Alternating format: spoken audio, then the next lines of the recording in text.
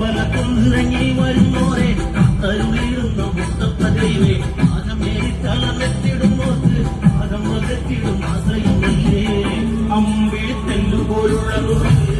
ചെല്ലപ്പേരൂട്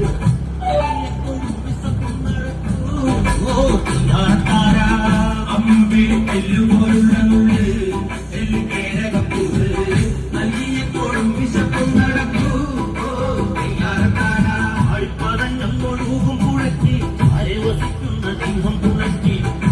ദൈവമേ കാത്തുരക്ഷിച്ച് സത്യത്തിനൊത്തമ എന്നെ വിളിച്ച് പാപങ്ങളെ പറഞ്ഞു കൊടുക്കാം